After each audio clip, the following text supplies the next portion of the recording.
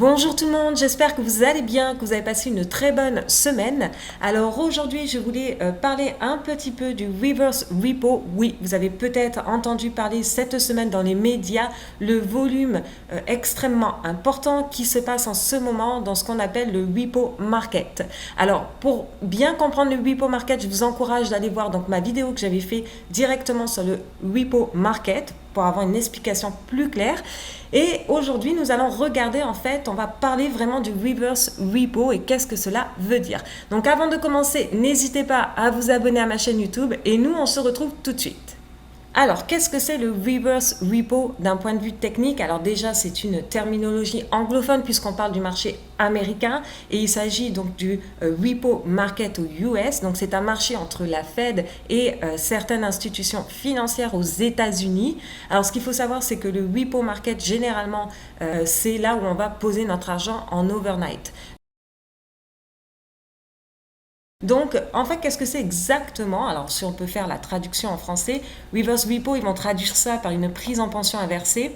Donc, personnellement, le point de vue technique en fait du reverse repo, en fait, c'est tout simplement un contrat, alors, comme acheter un contrat d'option ou un contrat acheter une action. En fait, c'est un accord, un contrat pour acheter des titres, donc des instruments financiers, afin de les revendre à un prix légèrement plus élevé. Donc, il y a un taux généralement qui est donné par la Fed et à travers en fait les nuits, il y a des échanges entre les institutions financières et la Fed. Donc des fois les institutions financières vont déposer de l'argent auprès de la Fed pour faire fructifier l'argent en fait auprès de la Fed. Donc là actuellement les taux sont passés de 0 à 0,05% à travers la nuit et là on peut voir donc justement sur ce graphique là que nous avons vraiment un volume extrêmement important de reverse repo. Donc qu'est-ce que cela veut dire? Cela veut dire que il y a beaucoup donc d'institutions financières qui vont déposer de l'argent auprès de la Fed à travers l'overnight, donc à travers un peu à travers la nuit, c'est-à-dire en dehors de l'ouverture des marchés. Donc en fait, quand ils déposent de l'argent comme ça, justement auprès de la Fed, cela veut dire en fait qu'ils ont beaucoup d'argent à placer durant la nuit. Donc ils ont beaucoup de liquidités. Et pourquoi ils ont beaucoup de liquidités? Ben, en fait, tout ça, c'est le fruit de la résultante de ce qu'on appelle le quantitative easing. Alors, vous avez entendu parler, bien évidemment, des toutes les manœuvres qui se passent depuis un an au niveau de la Fed. On le sait, ils injectent tous les mois 120 billions.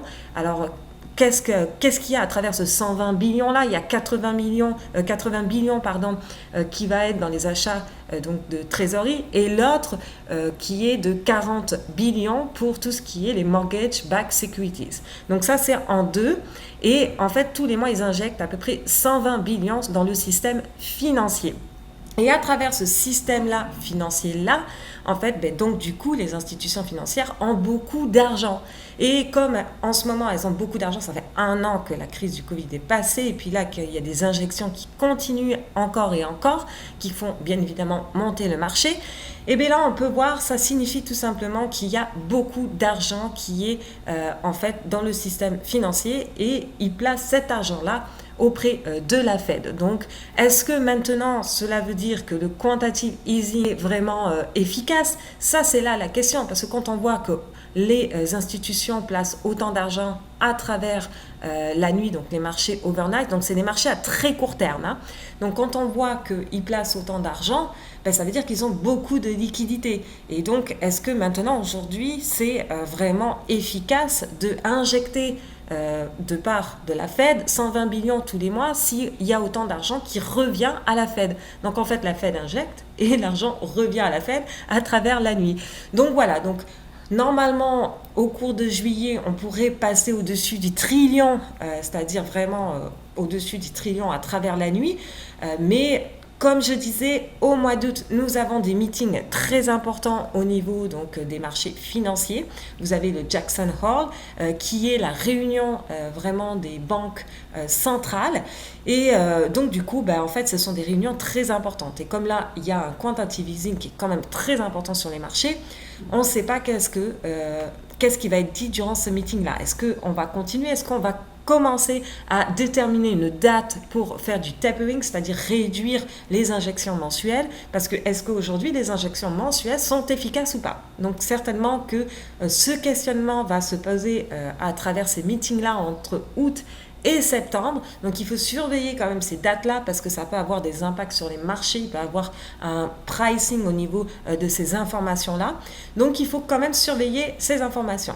Donc voilà, donc j'espère que cette vidéo vous aura permis de bien comprendre ce système-là.